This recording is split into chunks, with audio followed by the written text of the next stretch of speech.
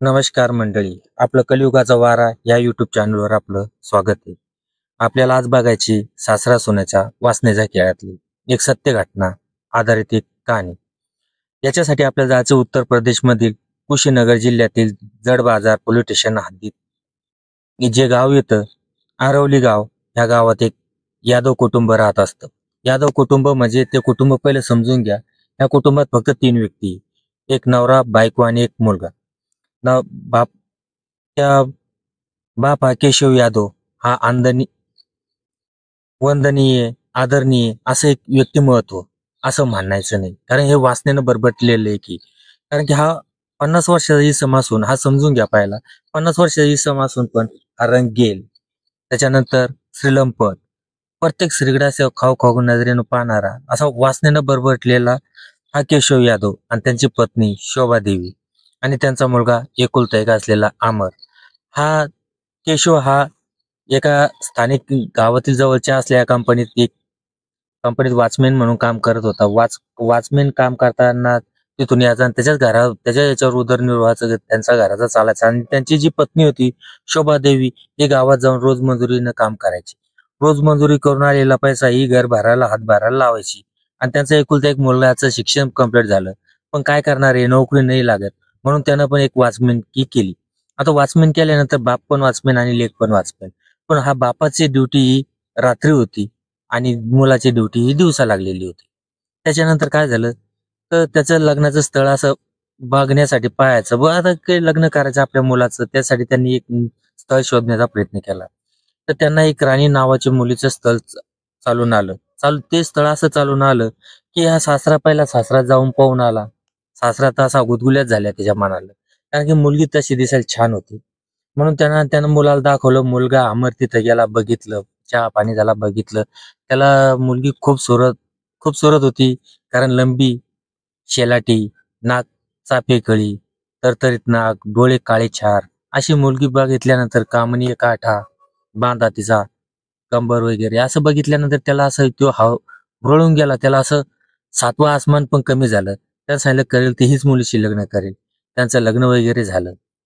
लग्न झाल्यानंतर पहिली सून घरात आल्यानंतर पहिला सासरा हा म्हणजे बापासारखा असतो. सासू ही माईसारखी असते. आणि असं ते चाललं होतं. पण हा जो सासरा होता केशव यादव, हे कॅरेक्टरच असं होतं. म्हणजे लेस कॅरेक्टर होतं. हे कॅरेक्टर म्हणजे एवढं श्रीलंपट होतं, खूप लंपट होतं.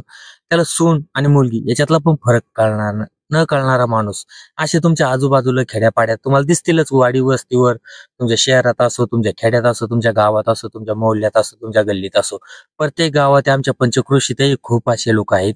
इथं पुढे आल्यानंतर आपण त्या पण घटना बघणार आहोत, पण काल्पनिक स्वरूपात बघणार आहोत त्या. त्या खऱ्याच असतील फक्त काल्पनिक स्वरूपात तुम्हाला सादर करण्यात येईल. तर हे बघूया आपण ही घटना काय आहे तर ज्यावेळेस हा नवरा दिवसा ड्युटीवर जायचा त्यावेळेस सासरा एक घरी यायचा. सासरा घरी आला की तिची सून आणि सासरा हे दोघच घरी असायचे. कारण की त्यांची जे सुनाची सासू आहे, म्हणजे जी शोभा देवी ही बाहेर गावात आपलं मजुरीनं पडेल ते काम करायला ती निघायची. आणि हे दोघं जण घरी असल्यानंतर जेवण गिवणं करायला झोपणं वगैरे चहा पाणी हे आणि हे तिच्या मागं पुढं करायचं. तिने जर सांगितलं ना मला हे लागतं की तो ताबडतोब ती ख्वाहिश पूर्ण करायचा. तिला जे मागितलं ते तिला द्यायचा. आणि तिच्या पुढे वर करायचा की तो दाखवायचा की माझा जीव किती तुझ्यात आहे. असा तो दाखवण्याचा प्रयत्न करू लागला. पण तसंच करता करता चहा घेताना खाली येऊन बसेल हात लावणं असं करायचा. कारण की आता तुम्ही बघा ना तुमच्या इथं जर एखादा राजकारणी येऊ द्या किंवा कोणता येऊ द्या एखादा वासना येऊ द्या ते काय करतं मी एखाद्या स्त्रीनं जर कब्बशी आणून चहा द्यायचा प्रयत्न केला ना ते खालून 4 बोटं लावतं आणि असं नंतर कब्बशीचा चहा आवडतं. कारण हे वासना लोकांचे लक्षण असते. ते येणार स्त्रीकडे निहाळत बसणार खालून पायापासून डोक्यापर्यंत असं खालीवरी नजरा त्यांच्या चालतच असणार. कारण की हे असे वासना तुमच्या भागात तुमच्या गावात चौखट तुम्हाला शोधून तुम्हाला दिसणारच. कारण वासना हे ताबडतोब लक्षात येते मित्रांनो. त्याच्यासाठी तुम्ही सावध राहायचे. आपली कहाणीचे अर्थच याच्यासाठी राहणार आहे की तुमच्या आयुष्यात तुम्ही काय चुका नाही केल्या पाहिजे याच्यासाठी आपण चॅनल खोलले.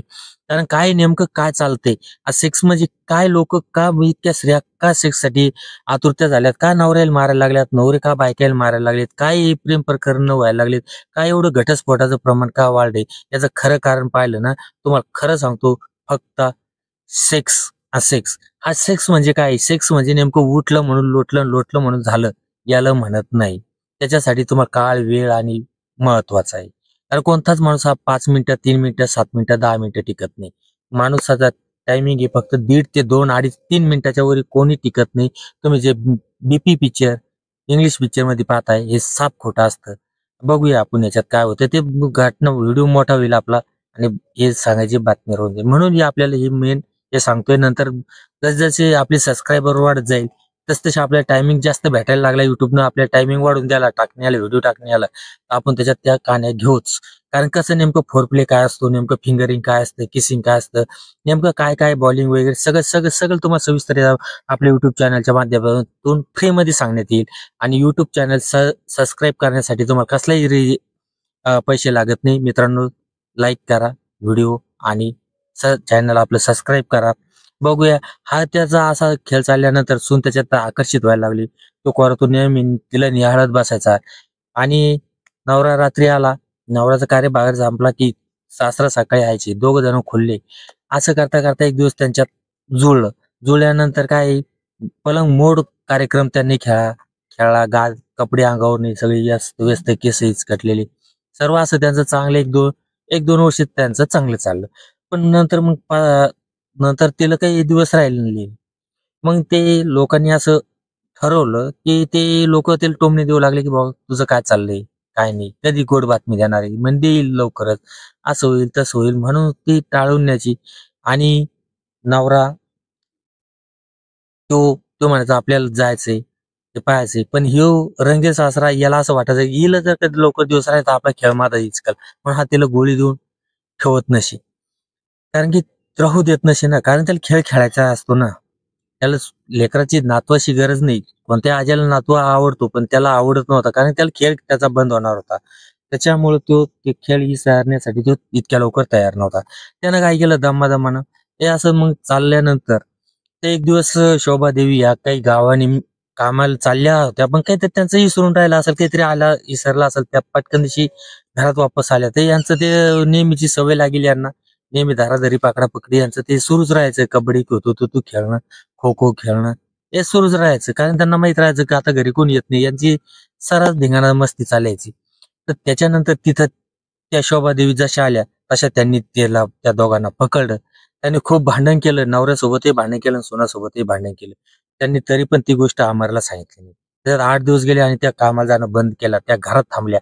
घरात थांबून राहिल्यानंतर ह्या दोघांना पण त्या प्रेमी युगल म्हणजे अनैतिक समाजातले दिवाने झालेले, पार एकमेकाच्या शरीराशी चटकावलेले, एकमेकाच्या गंधानं भांडावून जाणारे यांच्यात दुरावा निर्माण झाला. दुरावा निर्माण झाल्यानंतर त्यांच्या नजरेत ही शोभादेवी या खटकू लागल्या. खटकल्यानंतर त्यांनी दोघा जणांनी काय केलं की एक दिवस त्यांनी असं ठरवलं, सोन पण तिकून आणि इकडं सासरा, या दोघा जणांनी नजरावर नजर झाली आणि तिने सांगितलं मार. सुनानं जलतं लाकूड घेतलं आणि सासूच्या डोक्यात मागून वार केला. तर आपला छोटा मेंदू असतो त्या ठिकाणी दणका बसला. वर मी घाव बसला त्या कोसळल्या. आणि तिचा जो नवरा होता ज्यानं 7 फेरे तिच्यासोबत जन्म घेतला, त्याच्यासोबत सुखदुःखात जिनं सहभागी केली, हा नराधम तिचा पती असलेला हा केशव यादव हा आला आणि ईट घेऊन तिच्या डोक्याचा चनमेंदा करायला लागला.